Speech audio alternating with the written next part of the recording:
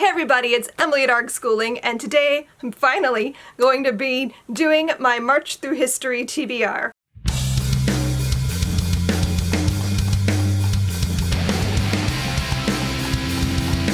So if you aren't familiar yet, I'll link down below and everything, but we're doing the March Through History Readathon in March. It's a month dedicated to historical fiction. I'm super excited. I've been planning in my head for months, and I still haven't quite nailed down my TBR. I think this is going to be the closest I get to an official TBR for the readathon, but honestly, this is all subject to change by my mood and my whims. Who knows?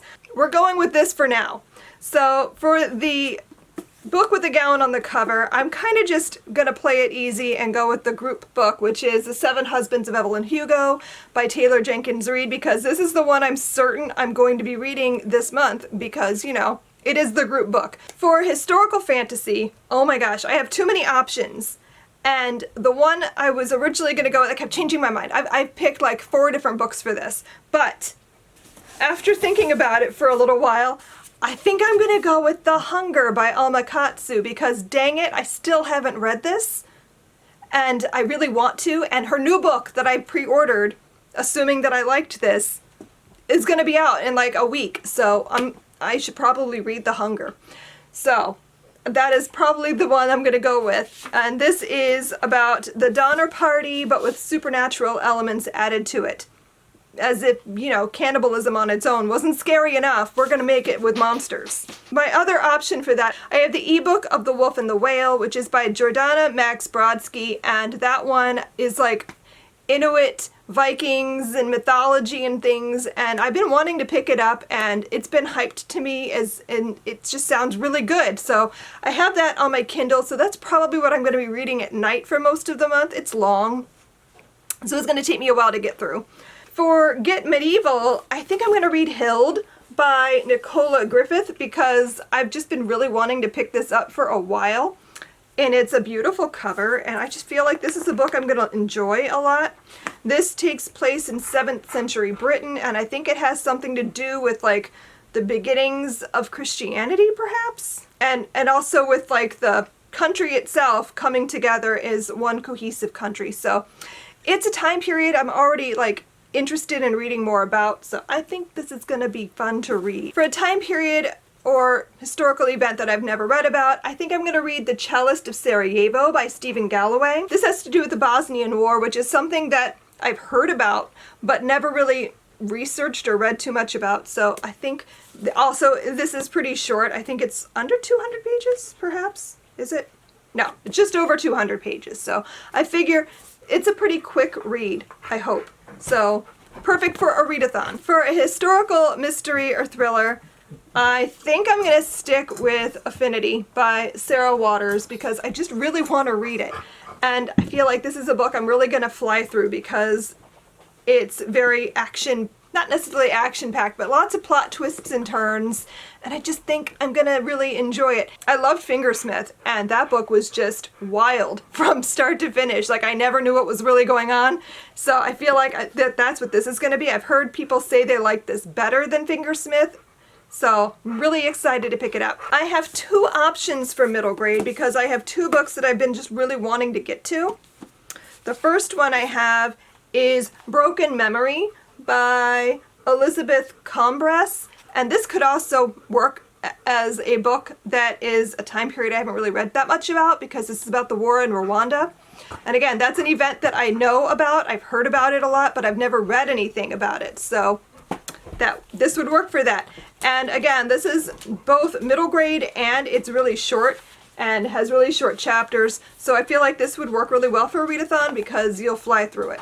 So this is my middle grade possibility, but the other one I had in my pile for that is The Night Diary by Vera Hiranandani, and this is about the partitioning of Pakistan and India.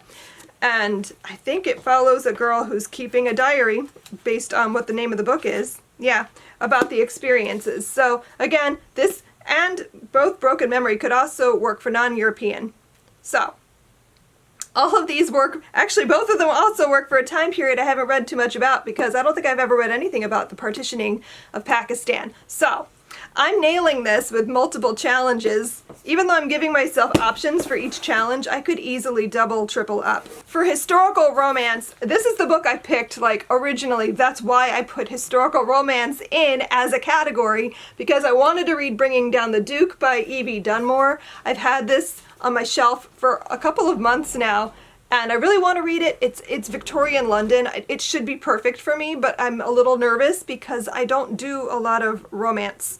So I don't know how I'm going to feel about this, but I'm hoping that because it's Victorian England, that I will enjoy that aspect of it so much that I'll get into the romance part. I don't know. We'll see. But this is like the only historical romance that I'd planned for this, so I'm pretty sure I will definitely be reading it. I have two options for a young adult because I cannot decide between the two. I might read both. I don't know.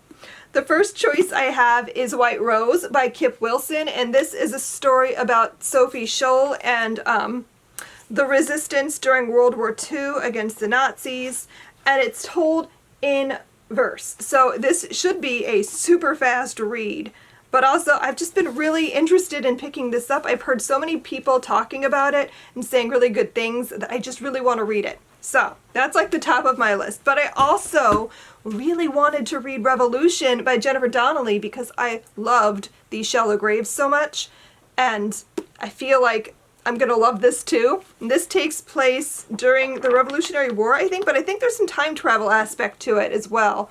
So this might also work for historical fantasy, but I don't know for sure yet because I don't know that much about it. Besides, I think she finds a journal or something, so I don't know if it's actually time travel or if she's just reading about what happened then in a journal she finds. I'm not positive, but I just really want to read more of Jennifer Donnelly's writing. I didn't really pick a separate book for Non-European because I had a few options that work for that already, but I do really want to read The Night Tiger sometime. I just don't know if I'll get to this in March because I already have so many other things I'm going to be reading, and I feel like this book might be a slower read and might take me a little bit longer to get through. But I've been really wanting to read this, and I believe this takes place in Malaysia, but I'm not sure on the time period. Wait, let me see. Does it have a time period in here? Oh, looks like it might be in the 1930s. And for a book with a map or a family tree or line of succession, I really want to read The Last Tutor by Philippa Gregory because this is the one I've been the most excited about but haven't had a chance to read yet, because it's about Lady Jane Grey, who is one of my favorite people to read about in history because I'm just so fascinated by her story. And it's just so sad and tragic what happened to her. I don't know what it is. I think it's Lady Jane. I think it's watching Lady Jane back in the 90s as like a 15-year-old and becoming just obsessed with that time period and her story. I don't know. But I really want to read this because it's one of my favorite authors, one of my favorite historical figures to read about, but it is a little bit long. And sometimes I find her books take me a little bit longer to get through. So will it happen? I don't know, but I really want to. So there's a strong possibility that I'll get to that in March. So those are the books that I think I'm going to try to read during the March Through History Readathon. I'm really excited. I cannot wait to dive in and get started because I'm excited about reading all of these books. These are all books that I've had sitting on my shelves, just like calling out to me for ages, and I'm excited to have an excuse to make myself read all of them. So are you going to be participating in the March Through History Readathon? What do you have on your TBR? Let me know down below in the comments. If you want to link your video or your Instagram post or your blog, wherever you want to talk about your TBR, you can link that down in the comments and I will go check out all of your stuff. I'm very excited to see what everyone's going to be reading. Thanks so much for watching, and I'll see you guys next time. Happy reading. Bye.